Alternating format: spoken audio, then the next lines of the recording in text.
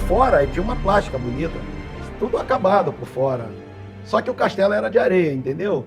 Não é emboço que segura o prédio, são as colunas. Mas emboço tinha mais barro do que cimento. Mas a felicidade era tanta de ter a nossa casa que a gente já não dava mais bola para isso. Cada um ali estava construindo a sua vida, o seu sonho. Então eu morei 8 meses. Esses 8 meses, eu vou falar, foi assim os 8 meses mais deliciosos que eu tive. Eu ia de bicicleta para a praia, as minhas amigas de lá do prédio, a gente brincava na piscina com as crianças, entendeu? Então eu aproveitei muito. Hoje, um corpo foi encontrado. 44 apartamentos desmoronaram. Desmoronou, matando 8 pessoas.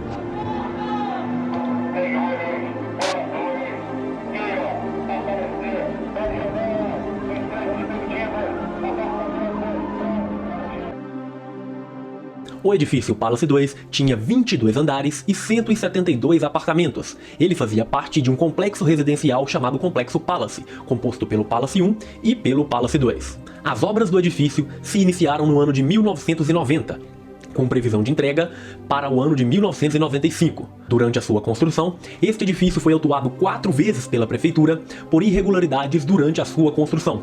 Ele não recebeu sequer o habite-se. O Palace 2 desabou parcialmente na madrugada do dia 22 de fevereiro de 1998 na Barra da Tijuca, no Rio de Janeiro, deixando 8 mortos e 130 famílias desabrigadas.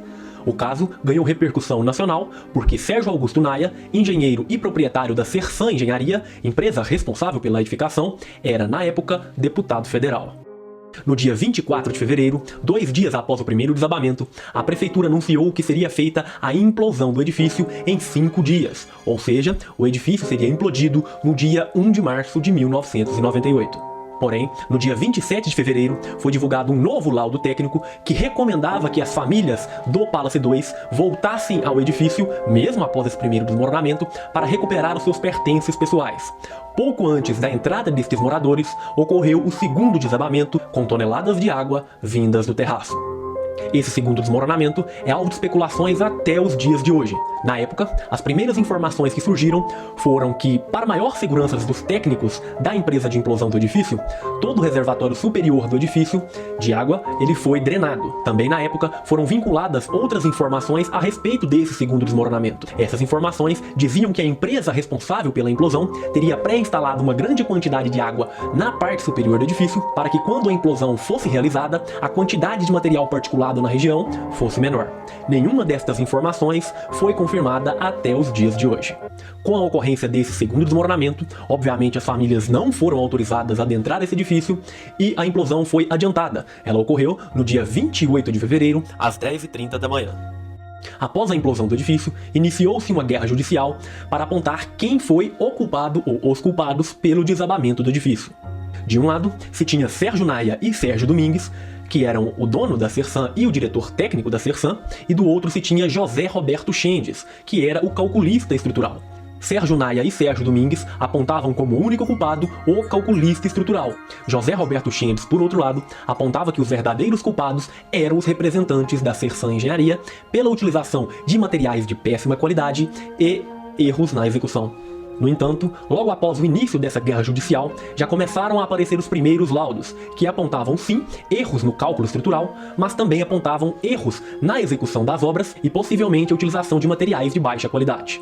Com isso, os culpados pelo desabamento seriam Sérgio Naia, Sérgio Domingues e José Roberto Chendes. Porém, essa batalha estava apenas começando, porque também iniciou uma guerra entre os laudos técnicos, pois eles tinham conclusões diferentes para o desabamento do Palace 2. O primeiro laudo técnico utilizado foi o laudo realizado pelo Instituto de Criminalística Carlos Zéboli, que vamos chamar aqui de ICCE. Esse instituto disse sim que houve erros na execução da obra, porém esses erros foram desprezíveis para o desabamento. Segundo o ICCE, houve erro generalizado no projeto estrutural, e 78% dos pilares estavam abaixo do padrão necessário. sendo que 2 destes pilares, o pilar P4 e o pilar P44A, deveriam ter sido construídos para suportar uma carga de 480 toneladas, mas foram construídos apenas para suportar uma carga de 230 toneladas. Com base nessas cargas, pode-se afirmar que o coeficiente de segurança utilizado nesses pilares foi de apenas 0,66, muito abaixo dos 1,4 apontados na época pela NBR 6118. O engenheiro responsável pelo cálculo estrutural do Palace 2, rebatendo as informações contidas no laudo do ICCE, disse que teria certeza que o edifício desabou pela utilização de materiais de baixa qualidade, insistindo naquele primeiro ponto abordado. Por outro lado, o calculista admitiu que liberou a planta de locação dos pilares e as cargas atuantes da fundação sem os cálculos exatos, somente com a análise preliminar. Por estimativa, o calculista admitiu que os pilares P4 e P44A deveriam suportar uma carga de 480 toneladas, e esses dados foram utilizados para o dimensionamento e execução das fundações. Posteriormente, ao realizar a planta de armação, ele considerou o peso real que os pilares estariam submetidos, que segundo ele, seria de 260 toneladas. Com isso, o engenheiro estava tentando dizer aos jornalistas e à justiça que ele não subdimensionou os pilares, mas sim superdimensionou a fundação, o que, apesar de ser antieconômico, não seria considerado um erro de cálculo nestes 2 pilares. José Roberto Schendes afirmou na época que só fez essa liberação de locação e cargas dos pilares para a realização da fundação porque a Sersan o pressionava muito e estava com muita pressa de iniciar as obras. Ainda em sua defesa, José Roberto Schendes disse que um edifício com mais de 200 toneladas de diferença de carga não ficaria estável por quase 10 anos. Após esses conflitos, foi constatado que o engenheiro calculista não registrou as plantas no CREA Rio de Janeiro e ele sequer tinha as cópias dos projetos que foram realizados no Palace 2. Já laudos do Departamento de Vistorias da Secretaria Municipal de Urbanismo da cidade do Rio de Janeiro e por empresa contratada pela Associação das Vítimas do Palace 2, constatou que os erros de execução foram tão importantes quanto o erro de cálculo para o desabamento do Palace 2. Na época do acidente, o CREA Rio de Janeiro também se manifestou. Segundo a entidade, os erros de projeto, somados aos erros de execução, foram responsáveis pelo desabamento. Dentre eles, a grande falta de atenção na execução dos pilares que ruíram primeiro no desabamento. Entre os erros de execução apontados nestes últimos laudos, os principais foram a falta de cobrimento correto nas armaduras, a falta de estribos suplementares nos pilares, a utilização de concreto fraco, com muitas bolhas de ar, e por último, e que ficou marcado, muito polêmico, é a possível utilização de areia do mar no empreendimento. Essa polêmica aconteceu, pois foram encontradas conchas dentre os destroços do Palace 2. Segundo os laudos, em 4 pilares encontrados nos escombros, foram encontrados pedaços de madeira, sacos de cimento, jornais embolados e plástico. O outro edifício do condomínio teve de ser recuperado estruturalmente logo após a ruptura do Palace 2, pois ele apresentava graves problemas em 2 pilares, o que reforçava a ideia de que o erro que levou à ruptura do Palace 2 foi erro de cálculo estrutural. Em meio aos escombros, o perito criminal Júlio César Rocha encontrou um pedaço de concreto com uma concha do mar. Segundo ele, o material pode ser a prova de que na construção foi usada a areia da praia. O primeiro deles, o engenheiro calculista José Roberto Schendes, foi considerado culpado no ano de 2005. Ele foi condenado a 2 anos e 8 meses de prestação de serviços comunitários e impedido de exercer a sua profissão durante esse período.